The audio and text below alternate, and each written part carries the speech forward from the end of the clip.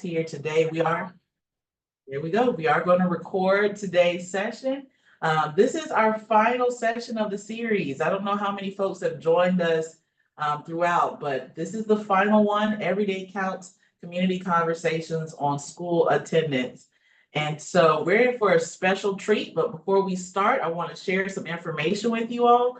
A quick disclaimer that the presentation today, we're going to hear some great feedback and input from our panelists, and what they share with us today is their own views and opinions and thoughts, and not necessarily those of our funder, which is SAMHSA and the federal government. So want to make that quick disclaimer.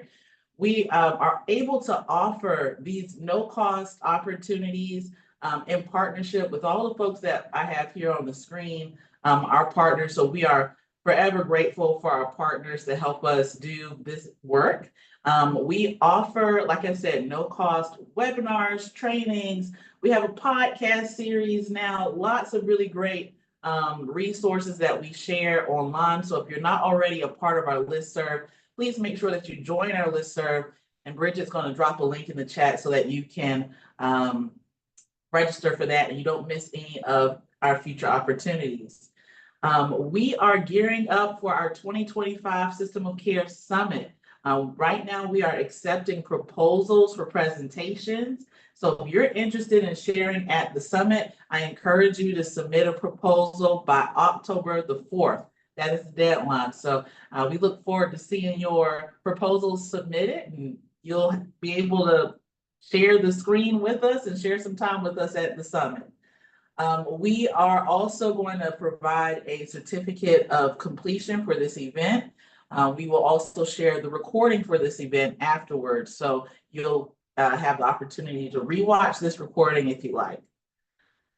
We also have released recently our digital digest. It is kind of like our own magazine or like a newspaper.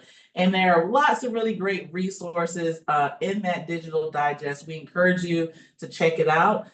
Things like addressing chronic absenteeism is covered, innovative models for food insecurity.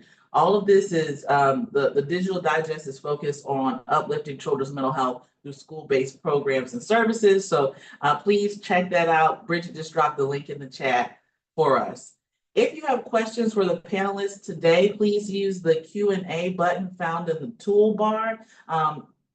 If you don't see that Q&A button, there should be a circle in your toolbar that says more. Once you click on that, and then you can click on Q&A, and that's where you can leave questions for the panelists and our moderator for today. Speaking of our moderators, so excited to have Dr. Sonia Douglas with us. She has been our moderator for the entire series, and she is a professor of education leadership, director of the Black Education Research Center at Columbia University Teachers College. So excited to have Dr. Douglas again with us today, and I'm going to pass the mic to her so that she can talk to us a little bit about our panelists today, and also give us some background information on why we're here today. Thank you, Ashley, and good day, everyone. I'm so excited about all of the different cities and spaces that are represented across the country. Thank you for being here for what is the final in the series of Every Day Counts listening sessions. As Ashley mentioned, my name is Sonia Douglas, and I serve as a faculty member in the Education Leadership Program at Teachers College, Columbia University, and I'm also the director of the Black Education Research Center. And we are certainly concerned about the issue of chronic absenteeism and wanting to make sure that our students are attending and thriving in school. And so today we have an amazing panel that I'll introduce in a moment.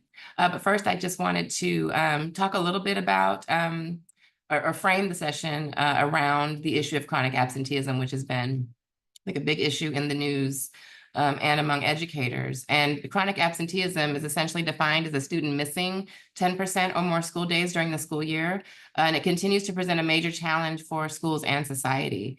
According to the U.S. Department of Education, more than 8 million students, or roughly 15% of students across the country, have been deemed chronically absent. This has transcended all grade levels and has also become an increasingly challenging phenomenon since the COVID-19 pandemic, and has nearly doubled in the last 3 years.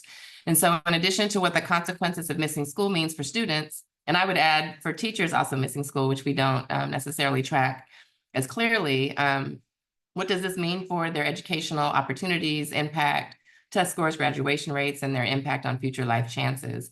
And so today we've got three individuals who bring very important and unique perspectives to the problem of chronic absenteeism. The first being Elizabeth Cacatera, who is a LMSW.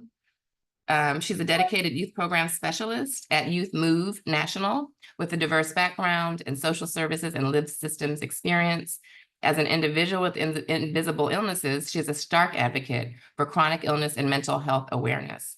Her educational journey spans community and organizational leadership, social work, developmental psychology, and trauma treatment, which are seamlessly intertwined with her professional experience with residential, shelter, and wraparound services. Elizabeth's approach is centered on uplifting others with love and joy, understanding that everyone deserves to feel empowered. And so we're excited today to hear both from her as a professional in this space and her own lived experiences as a student who experienced some of the challenges with how students are deemed absent. Our second panelist is Falila Aisha Bilal. She is the Deputy Director for the Black Organizing Project based in Oakland and has worked joyously for over 30 years, creating innovative, relevant evidence-based strategies to transform, empower, and develop individuals, systems, organizations, and contemporary thought. Ms. Bilal's work is centered in healing practices, empowering youth and families, and self-discovery. And so we're delighted to have her to speak more about the work that she's done in the areas of therapy and healing, which are so important to this issue. And last, but certainly not least, we have Dr. Anika Williams, who is a former classroom teacher, but has spent over 15 years driving initiatives that impact students, educators, and communities across the country. She currently serves as the Associate Director of Policy with Attendance Works, and she works with government agencies, educational institutions, and advocacy organizations to develop practices and policies that foster innovative and effective educational practices on the issue of attendance and chronic absenteeism. And so, again, I'm really excited about the panels that we have here today and for all of you who are sharing your time with us. And with that, I'm going to go right into the discussion. I'd first like to have Dr. Williams maybe speak about just the issue of chronic absenteeism. How is it kind of defined and how do you approach it in your work at Attendance Works? Yes, thank you so much for having me, Dr. Douglas. So again, policy director at Attendance Works, and we solely focus on this issue of children not coming to school as they used to, really pre-pandemic. About chronic absenteeism generally is defined as 10% missing 10% or more of school for any reason, right? So most of us are familiar with the very word like the truancy model, where we're only looking at unexcused absence. Chronic absenteeism is very unique because it looks at all absences, right? So it's whether a child is suspended or if there are transportation issues or if they're chronically sick. We want to look at the bigger picture because again, it's usually the leading indicator of how well a child is going to progress the curriculum and do well at school. And so chronic absenteeism is important. Many times we hear families say, well, my child's absences are excused, it's okay. But what's happening lots of times is that children are missing some of those things beyond the academics, right? So feeling part of a class community, being connected with friends and be connected with peers and teachers, adults, routines and things that really make school a very special place. So we try to encourage everyday attendance, and I know we'll get a little deeper into that. But again, chronic absenteeism is very unique in that it takes more of a problem-solving approach rather than truancy, which takes more of a compliance, punitive approach towards families, which ultimately pushes families and children out of the school system.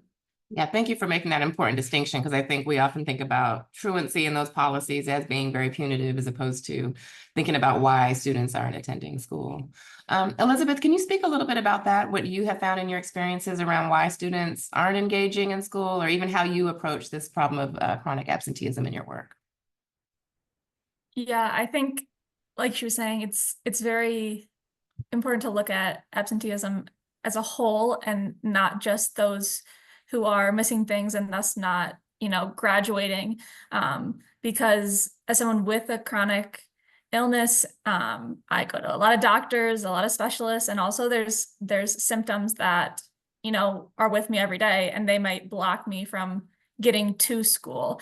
Or if I'm at school, it maybe not, you know, being as focused. And I think a lot of times that's not taken into account. I know there was times when it was really hard for me I had to fight with teachers in order to ensure that I got credit for a class, because even though I might be making up the work, you know, or not missing anything, the not being in class on their eyes was enough. And so I think that's definitely something that needs to be, you know, brought into the conversation of like, why aren't they being there? And if they're not there, like, how do we continue to keep them involved and help them feel like they have the community there? Because the more I felt not supported by teachers, the less I was willing to, you know, show up and put in that effort.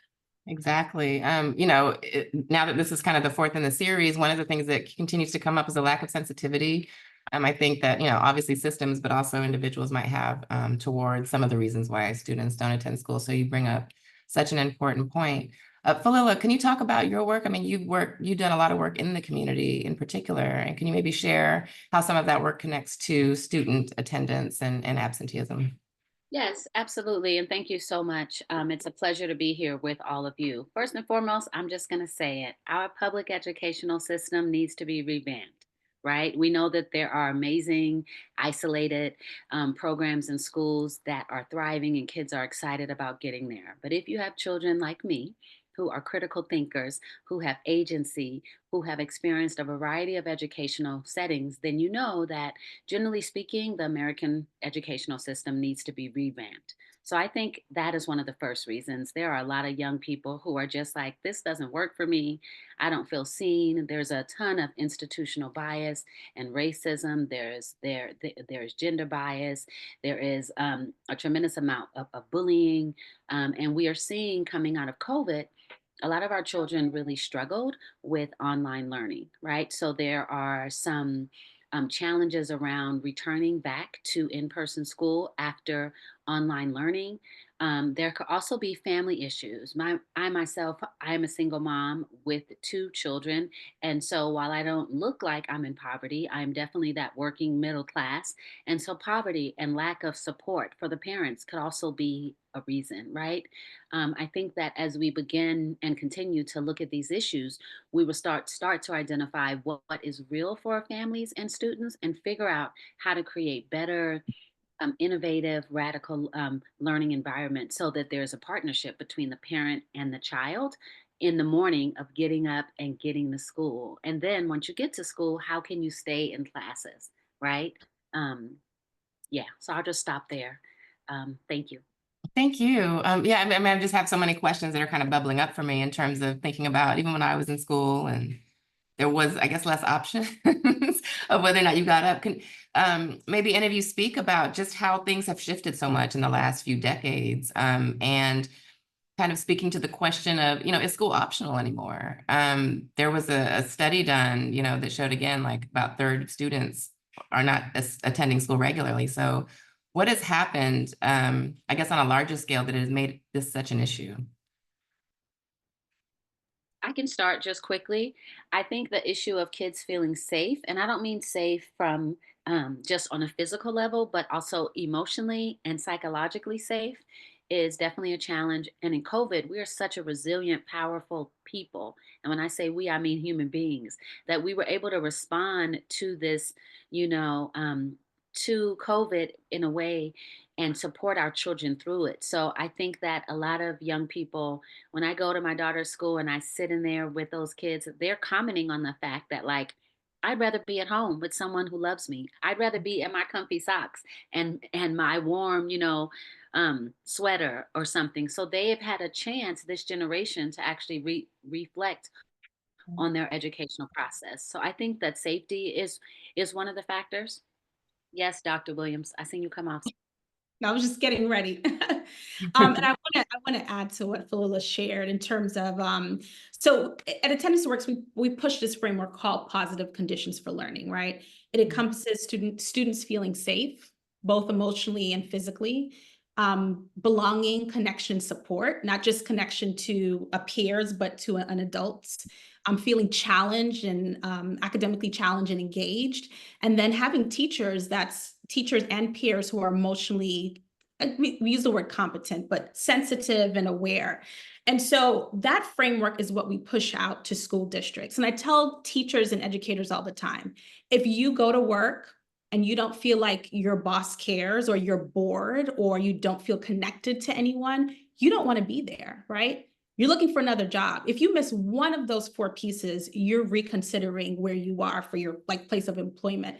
It's the same thing for children, right? They're not robots. They don't want to sit in front of a textbook or a worksheet all day. They want to be challenged. They want to be loved. They want to feel like when it's time for lunch, I can sit next to a peer and talk and have a conversation and build community. So when we talk about redesigning the system, we have to put these things at the center.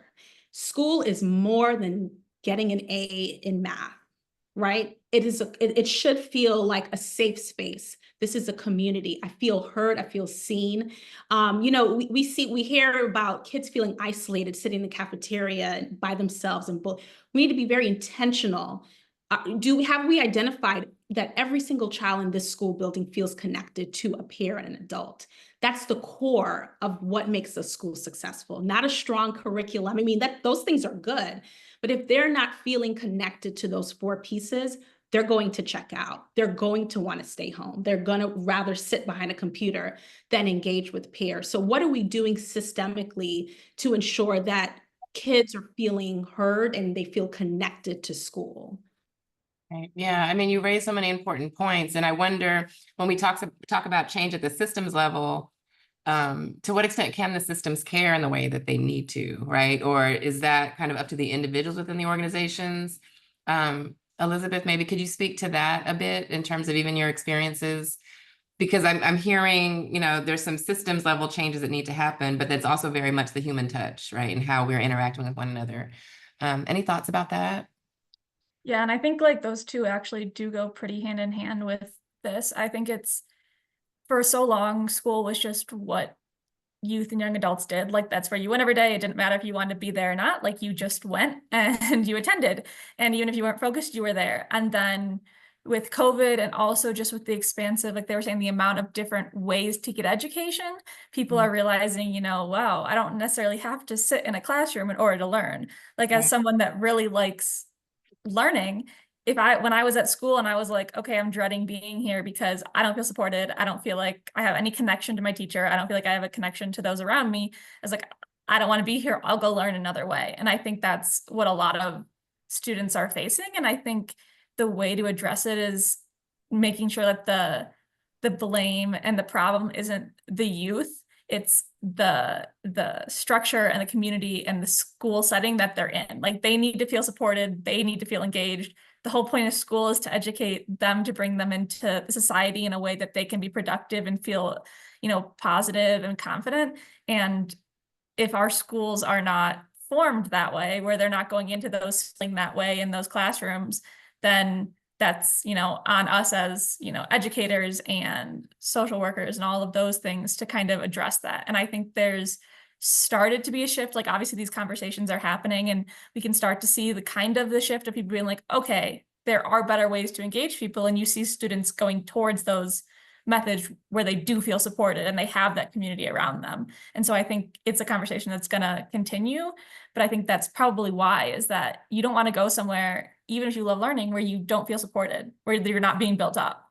Right. It seems so simple, right? I mean, we all want to feel supported and have a reason for being in school or, at work or wherever we're spending most of our time. Palila? Yeah, I raised my hand because I got a comment from one of our attendees, and they prefer to remain anonymous. As a parent, this attendee acknowledged that, they practice chronic absenteeism. Their child is autistic, and there are challenging conditions within the school that actually affect and probably infect their child's psychological, emotional, developmental process. And so as a parent, sometimes it just feels like the best decision, especially if your child is feeling harmed in school, to just let them stay home. And I just want to say to that person, I am guilty of that as well with my daughter, who's highly emotional and also very, very smart at the same time. that there are choices I've made in her educational process where I'm like, it's okay. You sleep in. We're going to take a walk later. We'll look at the work, but this can't be the focus because it's causing more issues for her internally. Yeah, thank you. Yeah, it's such a hard thing as a parent, right? To be able to balance those things, the expectation that you are to make sure that your children are attending school, but also wanting to make sure that you're attending to their emotional needs primarily, which I think is very can be very difficult. Dr. Williams, you mentioned redesigning the system, and I wanted to kind of stay there a little bit because I feel like the energy is already around like how we make things better. And when you said that, I wonder, if we're to really hear from students, might this be an opportunity to transform the educational system? Like, although it's it's perceived as a problem, might this actually be an opportunity for us to come together and rethink how we're providing educational experiences? Any thoughts about that? Or maybe expanding on this idea of redesigning the system? Yes. And so I really want to kind of jump on this concept of family engagement. When we think about families and schools, I think with the pandemic, we saw that there was this divide that exists. Well, traditionally, when we think about engaging families, it's we need you to fundraise, we need you to help with the bake sale, and that's where you draw the line, right? We are not educators, and actually not all, but generally the system is not designed for families and students to co-design solutions, co-design practices and policies that works best for that community.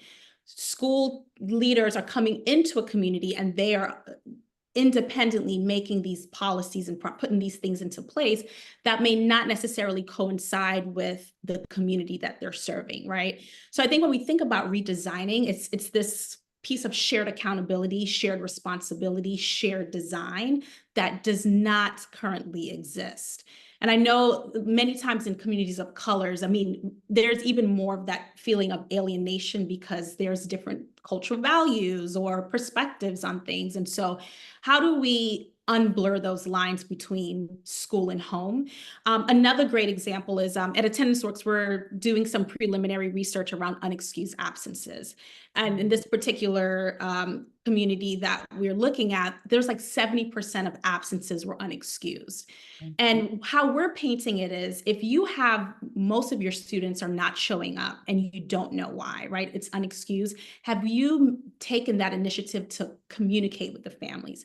This is not your opportunity. This is not a chance for you to punish them and call truancy courts. It's an opportunity for you to pick up the phone and call and see what's going on. Because I'm a firm believer that every parent wants their children to be educated and love being at school. So if they're not showing up, something is happening. That's the opportunity for you to open those lines of communications, brings families in, and essentially troubleshoot and support families to get their children to school or identify what is the best means of learning for that particular child. So I'll pass it back to someone else, but I did want to jump on this opportunity to talk about family engagement and bringing families into schools.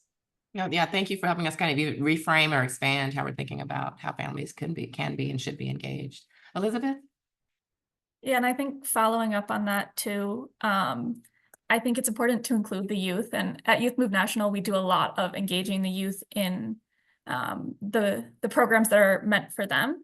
And so I think as well as bringing the family into it, the schools are for the youth to learn. So I think there's important to include youth voice and have youth at the table where they're discussing how they want the school to be built. Because if they're not showing up or they're showing up and they're not paying attention, it's because, they don't feel supported. And if they're part of the process of this change, of really changing the structure and how the systems work, if they're included in that, then the ultimate product will be something that they want to participate in, they feel supported, and they will return to. So I think in addition to ensuring that families are part of the process and they're being engaged, also talking directly to the youth and young adults that are going to be in those school settings. Thank you, Elizabeth. And at some point, I hope we could talk or hear more about some of the strategies that you've used to incorporate youth voice into some of these solutions. Phililla. I can wait. I was actually going to present a solution that I was a part of in the Bay Area, a school that we started, but I can wait, Dr. Douglas, if that's going to come up later on the call. No, please. I mean, I think, yeah. It can spur other ideas and thoughts, so. Yeah, so I used to work for a program that was founded by a brilliant educator and writer, a woman named Dr. Monique Covison, and she wrote this book called Push Out that looked at how brown and black girls are being pushed out of school and into incarceration. And we started a school in Oakland. It was called Emerge, and we did just what Elizabeth said. In the beginning of even thinking about the school, we actually hired young people who had been truant and were having a lot of systemic challenges, such as child sexual exploitation, engagement in the juvenile justice system, lack of parental support. So we actually hired a team of teenage girls to help us construct this idea for the school. And what it did is, well, it did a lot of things, and but primarily what it did is it created a safe place for these girls to be, right? And so one of the elements we had is we literally would have girls like sleeping outside of our school because some of them were dealing with homelessness before we opened school in the morning, right? So we had tremendous emphasis on transitional moments. So when they got to school, they got to go to an area in the school that was called the Peace Place that they helped us to design. So it had pillows and couches and candles and just all these things to help create peace. For some of them, they actually had to sleep the first hour of school because they were homeless and they were on buses all night or sleeping at skate parks, right? So we had this peace place, this area where kids could go and just woosah, which is something as a 50 plus successful woman I need in my day as well, right? Another thing that we did is we really tried to focus, particularly with girls that had huge academic um, deficits and gaps, we tried to focus as much on hands-on learning. So they would receive a packet of work in the beginning of the week through our Department of Education in Alameda. We would then review that packet and come up with lessons that would teach them the things, but in a hands-on way. And so we really became like a family for these young people who are now in their 20s. And for the majority of them, they were on a track not just to not graduate, but also to end up incarcerated. So I just wanted to lift up, and I'll put in the chat the link for the National Black Women's Justice Institute. They have a variety of resources, and they have a variety of solutions. Thank you. Yeah, thank you for that. I mean, I think it's so helpful to hear about people who have done the work, right? And that it does make a difference and an impact. Let's see, I wanted to speak a little bit about just the data or the information that you use to kind of inform your work in addressing student absenteeism. We've shared some kind of statistical data as well as anecdotes. Can you talk a little bit more about that and how it informs how we approach the problem, the type of data and research that's being produced about it? I have my thoughts about it, and I guess I can start with just saying that to the earlier point about truancy and chronic absenteeism, the way it's presented often sits with the student or even the parent. Are there ways that we should be talking about this issue that might be more constructive? Well, I think the data really depends on who's talking, right? So, who are the folks that are talking about who they are studying? And so, for me, I always use, and I'll put in the chat the link to MBWJI's Data Hub. I always use data that's collected by folks that I know and trust, right? Because those folks are going to be looking for the things that hopefully I'm looking for as well. Now, that's not to say that we don't look at some of the other standardized data, because I do think it is important to look at data and to analyze the data. But what I will say is when it comes to Black girls specifically, because I worked at NBWJI and I just know the work of that organization, I tend to fall a lot on them and then other organizations in the Bay Area that have been looking at radical and innovative ways to shift education. There's another program, the Young Women's Freedom Center. They work largely with girls who are impacted by the underground street economy, young girls who are in foster care. So again, my lens is very extreme in some ways. We know that not all students fall in that side. It could just be that you come from a two-parent household and you're not necessarily struggling with finances and you just aren't feeling school. And so, yeah, I'll stop there. I get excited about this.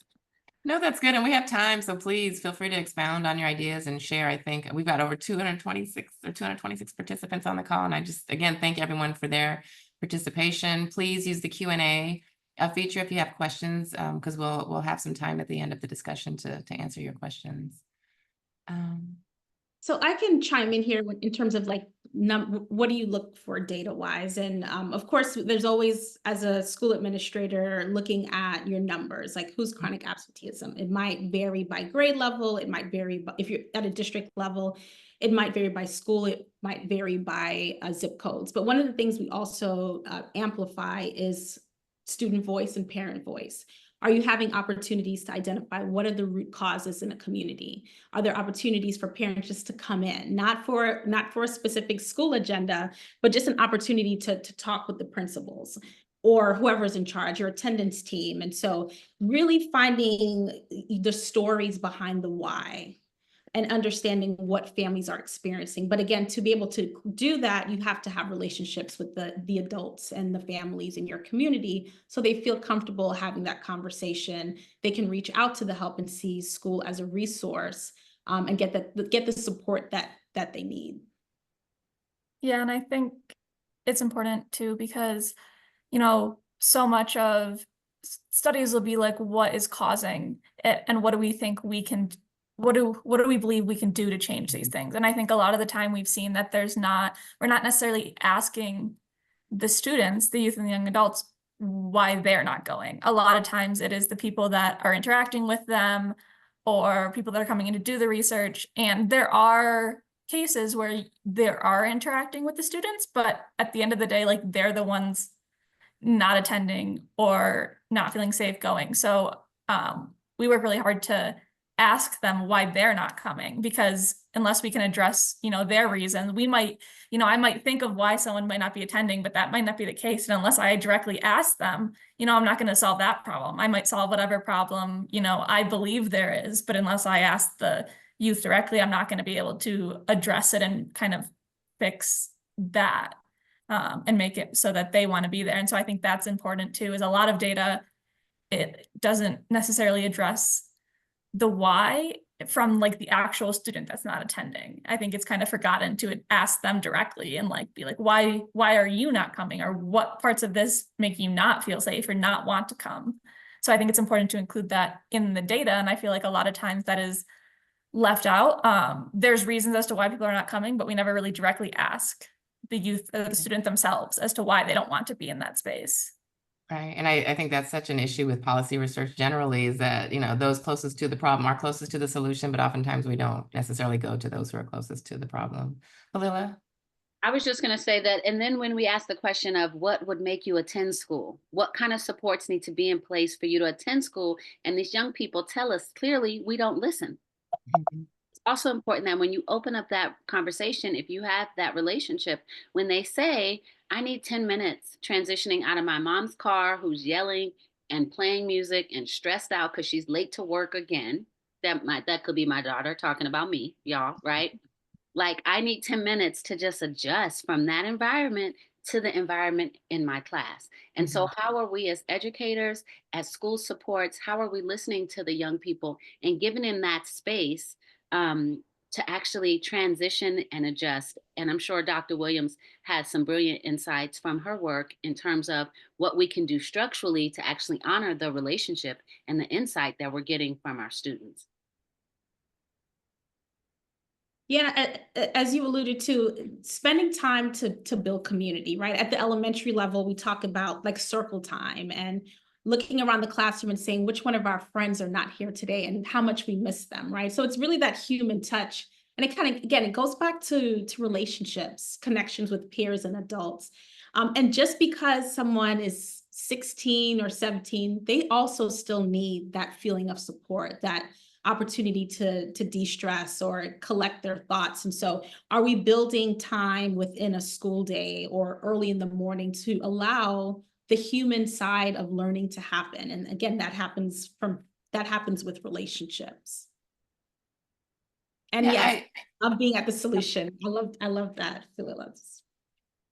I'm struck by the impact of maybe frayed relationships, or the fact that we don't have the same types of social relationships in the age of social media. And again, the sensitivity towards one another. And I wonder to what extent absenteeism is a symptom of that. And so if it is, what are some of the things that we should do on a community, societal level that could help address this problem? If it's really rooted in maybe the fact that we're not as connected as individuals anymore. And I could be wrong, but just kind of raising that maybe as a possibility. Well, as a young person and someone that's been engaging with a lot of, youth, and also people trying to do this work and incorporate the youth in the process of their well-being. One of the things that I think people that are an older generation, not in the young generation, struggle to grasp is the idea that for youth, social media and those spaces are actually spaces of community. And I myself don't use it a ton, but I do know if you were to ask a youth, like, where do you spend your time? They might answer like TikTok. And for people that don't use it, and if for who wasn't around, you're like, okay, that's not real connection. But for them, like, that's how they are finding connection. That's how they're forming bonds with people that are in similar situations across the whole country.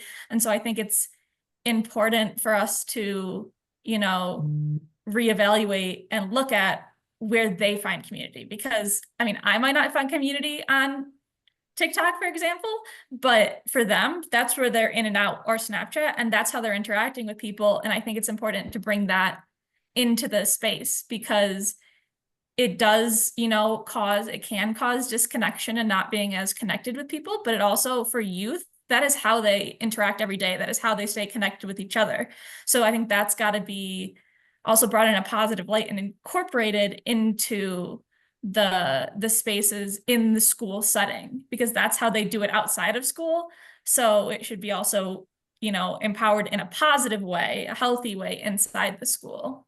Yes, thank you for helping to correct me a bit on that, because I did frame it as if social media was something that might be competing or in opposition with those connections and community. But to your point, for a lot of folks, and I could even think, I guess, for some examples for myself, social media can be a source of community and even a place for, healing based on the community that you've connected with. So thank you for that. Falila, were you going to say something? Or And Falila and then Dr. Williams.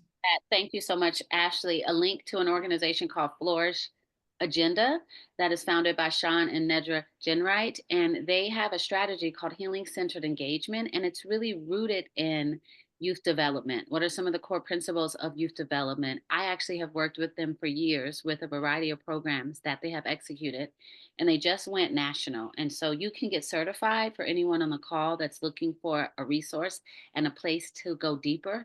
You can get certified as a radical healer on healing centered engagement. And it really speaks to everything that we are talking about, having this foundation of love, being based in relationships. How do we as adults have places to process our own stuff so that when we show up for young people, we actually show up for them instead of just, projecting and smashing on them. We get to actually be as whole as we can possibly be. So please check them out as another resource. And I'm just so excited that we're having this conversation. I can see it coming, y'all. We are going to redevelop. We are going to change. We are going to abolish some of our old ways, and we're going to shift educational spaces to places of growth and learning and exploration and curiosity, all of the things that it's intended to be. I would like to respond to that real fast. Something we do at Youth Move in all of our trainings is, for so long it was heard safe space. And while we want it to be a safe space, we also we focus on having a brave space. Not only is it safe for them to be there, but they feel empowered to be there. They can share things and know that it's going to be built up. they can be expanded on, they're becoming more confident in themselves, so they can use their own lived experiences and the things that they know because they are a young person in a way that is positively impacting. And so that's something that we've done as an organization, is shifting from just a safe space to a brave space, because we don't want them only to feel safe. We want to empower them and help them be themselves and confident and advocate for themselves. And so that's something in response to that, we're doing, shifting from the safe space to the brave space, giving them the power they need. Love that. Love that. The brave space. Dr. Williams? Yeah, I wanted to add an actual evidence-based strategy that has been proven to be successful in improving student attendance, or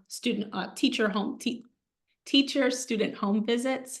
And so when we think about where we're putting our investments, are there opportunities for targeting children who historically or chronically have been absent in the past, to have their teacher, the kindergarten or first grade teacher, visit the home, and not in a I'm taking notes kind of way, but to build rapport with families, bringing maybe a book bag with school supplies and sitting down and playing a bingo game or reading a storybook.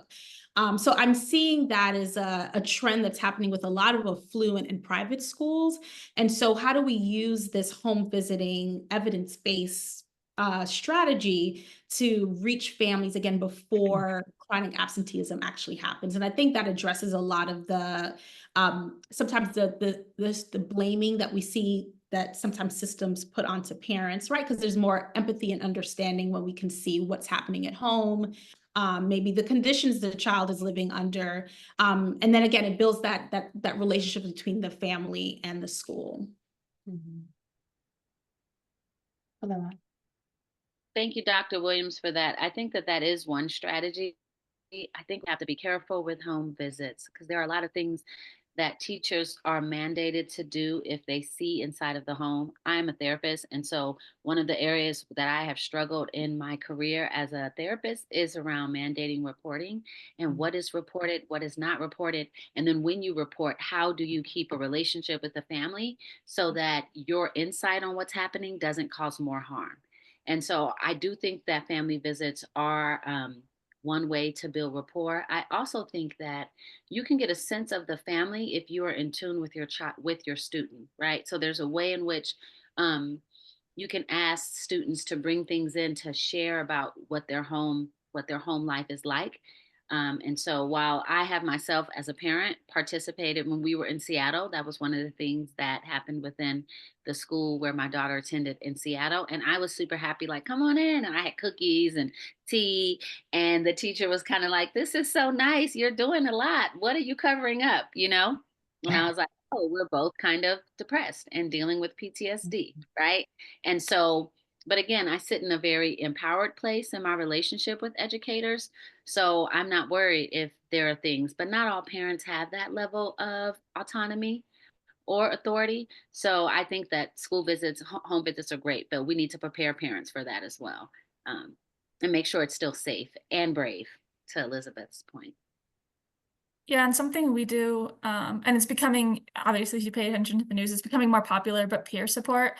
And we focus a lot on youth peer support, but also family peer support and parent peer support are things that are another option too, because if you can create spaces where parents can come together and bond, like you were saying, without, they're necessarily being like, okay, you're here because your student is attending school. Like, you're here because you have a kid and you want to be able to talk to other people that might be facing similar issues.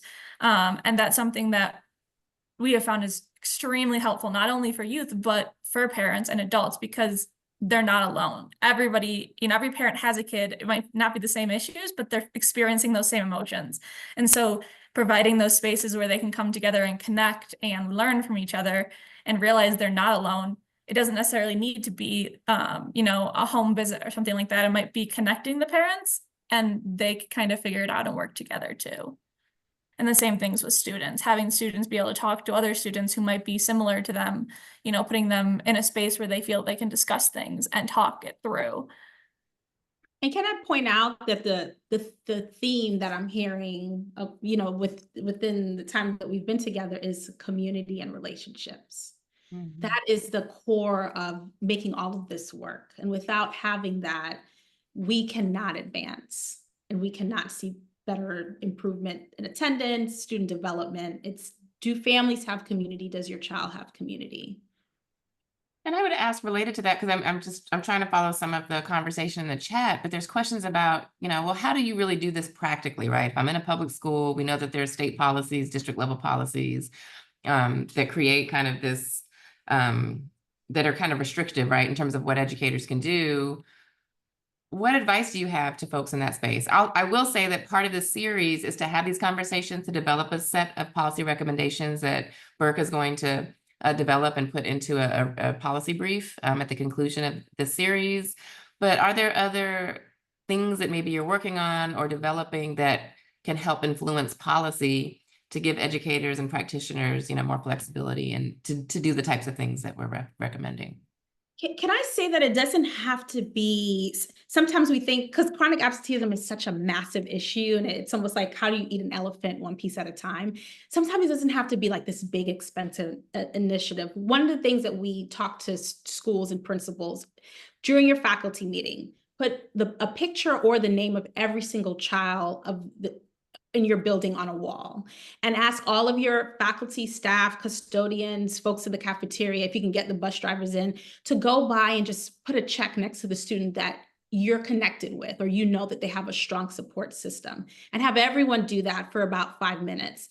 And then once you're finished, take a step back and look to see who has not been checked off, who does not have a highlight, and then charge your team to say, I pick one student who has not been highlighted, and be intentional about saying good morning, greeting them at the door, swinging by their lunch period, right? It doesn't have, that's no cost. It's very effective. And it's almost a form of like mentorship and connection building. And again, it's being very intentional about the child who goes unseen or who sits in the corner in the cafeteria by themselves.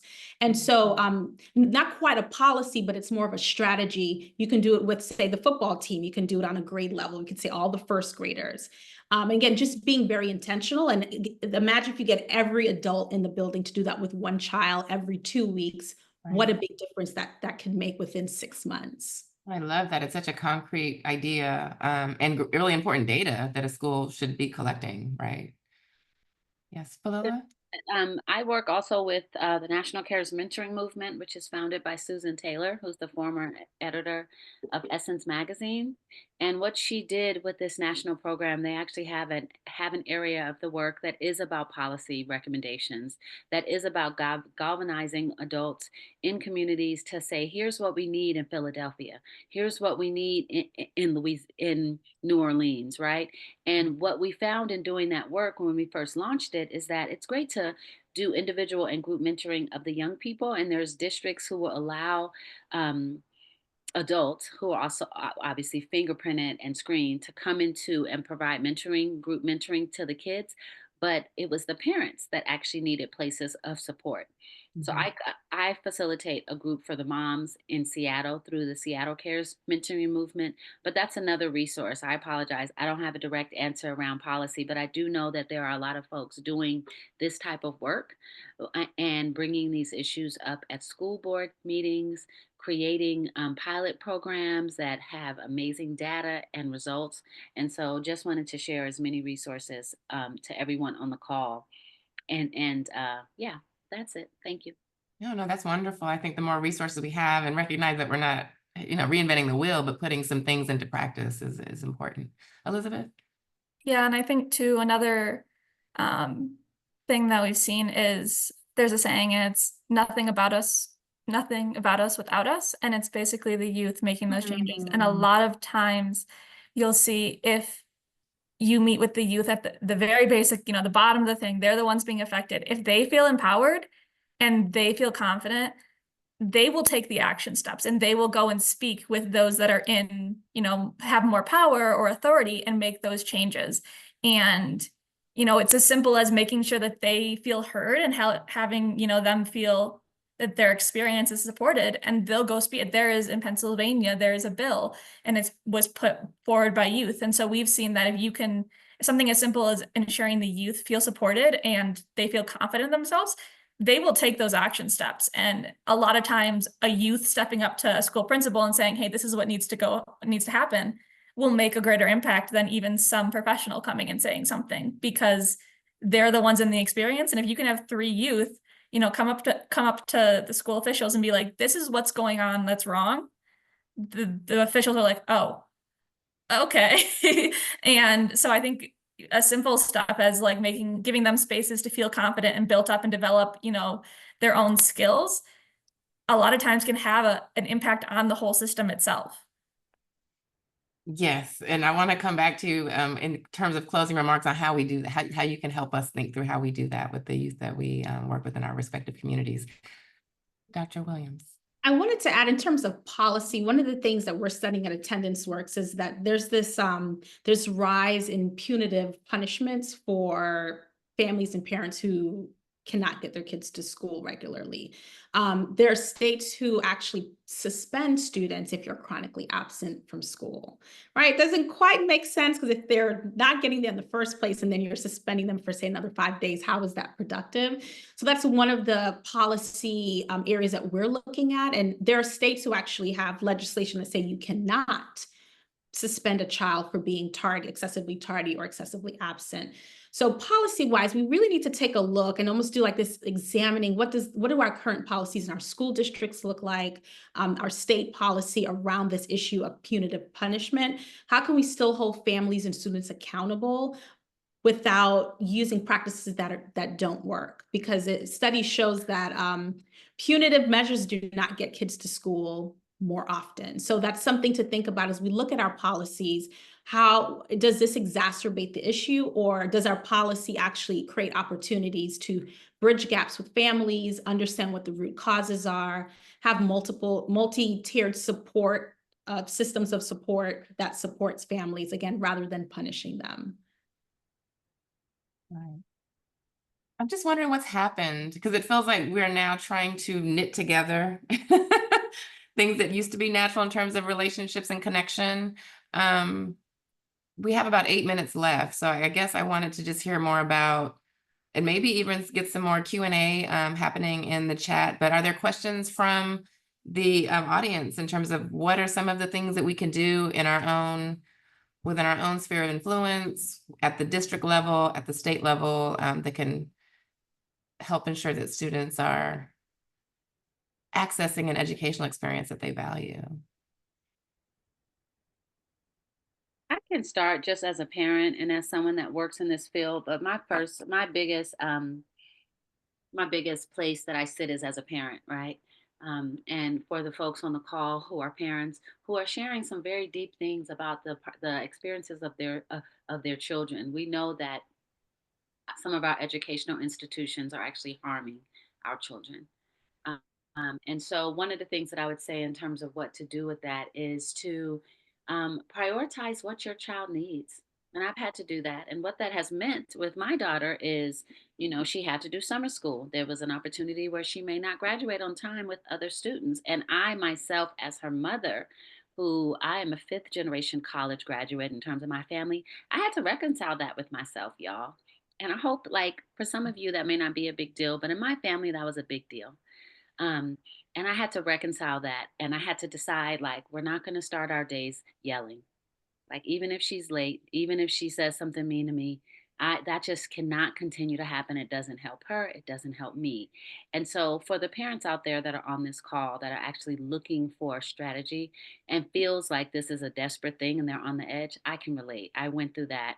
And me deciding that as she started school this current semester and year, it's changed everything. Mm. Actually waking up, setting her alarm. I would come in and play music. I would bring warm tea. I would open windows. I'd massage her feet. I'd yell. I'd sprinkle water on her. I mean, I was doing all the things when she was a junior. Now that she's a senior, it's shifting. Mm. What this type of self-awareness does is it allows for you as a parent to actually address what's going on with your child instead of it being clouded with what's happening with you, if that makes sense. So I would just start there. And then I will also say that sharing some of these strategies that you've heard on this call with your educational institution, with that one teacher, that one counselor, that one administrator at the school site, forming that relationship with them could also be a beneficial process and could be a beneficial place of power for you to settle in as a parent or case manager or youth worker. And I'm just so grateful to be here in this conversation. And I think, like, following up on that, it's important to just ask why. Like, why is someone reacting the way they're reacting versus your own initial reaction, like getting upset if, they're not getting up or things like that. Like you said, like asking them why they're not getting up and responding to that. I think it's so often people get stuck in like our own reactions to things and don't just ask someone when something happens why they did it or why they're feeling that way. And if you simply ask them, why, they'll give you an answer and then you can respond versus just responding with your initial emotion. And so I think that, like you're saying, is something that can help everybody, whether it's a youth or an adult. If you're just understanding their perspective, that's going to give you a second to like reevaluate your reaction, because most of the time people aren't doing things out of, bad intent, even if it comes across that way. Right. This is such good teaching. Thank you. So it's helping me. I hope you all are also benefiting from, I think these words of wisdom. I need some therapist friends, I think. We have a little bit more time. I wanted to ask this question again because we have, I think, underscored the value of youth voice and agency and the fact that they have a lot of the answers that we need. What is the best way for us to connect with the youth? I know at the center where I work, we talk about it all the time, but it just seems like it doesn't happen in the way that it should in terms of projects happening, ideas being developed without the voice of youth. What is the best way to start that? I would jump in to say, if you're a principal and you have a focus group because you want to understand why aren't kids coming on Fridays or why are they coming like after spring break?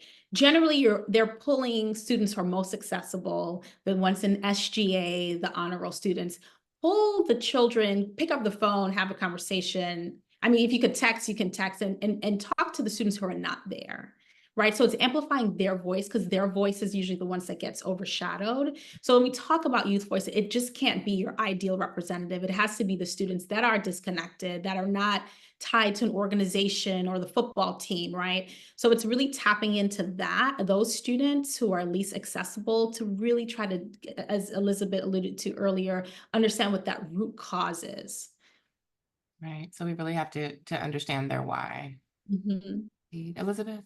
Yeah, and we work with a lot of youth across the country that are the ones that are not commonly, heard. And like she was saying, if they're on honor roll, if they're really engaged in school, while it's important to hear those youth opinions, they're generally already being heard. So if you create a space where those that are not being heard, those that are incarcerated, those that are in the juvenile justice system, all of those things, if you create a space where they can come and share their voice and know that not only are they going to be heard, but then the work that they do in this group is going to affect the actual work of the communities around them, and they can be part of the entire process, not just giving feedback, but they're sitting in on those conversations that the adults are having in terms of what's going to happen to them, and then they are seeing the finalized product, and that any plan that is built out is brought back to them from the beginning. Like those youth that are most ignored, most left out of these conversations have a voice throughout the entire thing. They're going to be more engaged, and that will ultimately create a greater impact on the community and the system and structure itself. Like bringing them through the entire process, not even just asking them in the beginning, but ensuring that they're part of the entire thing. Like they're not just giving their feedback, but they're in those conversations. They're the youth expert as these adult committees are meeting to develop a new school rule or system. Right. Yeah. It's kind of community organizing principles that you're describing as well, right? Yeah. And just ensuring the youth are part of that, because we don't generally value and include their opinion on those things. Exactly. And Philila, I'll give you the last word before we hand it back over to Ashley. Oh my goodness, the pressure. I would say that this thing is changing, and to everybody to keep breathing and keep being critical, keep being strategic, keep telling the truth about the impacts, and remember that that our youth are infinite possibilities. They're untapped and unmatched potential, and we just can't ever give up on them. And I say that to you as I'm saying it to myself, as we create the world we want for our young people. So thank you so much. So beautifully said. Thank you to our panelists. Please extend our appreciation to them. And I will hand it back to Ashley to close us out. Yeah, I see hand claps and snaps. Thank you all so much. Thank you, thank you, thank you. Like Dr. Douglas said earlier, she and her team, they're going to put together some policy recommendations based off of these 4 listening sessions that we've had in the series. So stay tuned for that. We will share that with everyone. Also, the resources that were put in the chat, we'll compile those and share those as well. So you'll have access to those wonderful resources. This is the last session of the series, y'all, but this is not goodbye. We offer no-cost training opportunities throughout the year, so please be sure that you join us for future opportunities. Check out our events page on our website so you can see what's coming up next. And we will also launch a survey at the end once this session closes. Please participate in the survey. We want to hear feedback from you to learn about topics that you want to hear about. What more can we offer you all throughout the year? We'd love to hear from you. And thanks so much for staying over for 1 minute. Thank you. Thank you. We'll see you soon. Take care.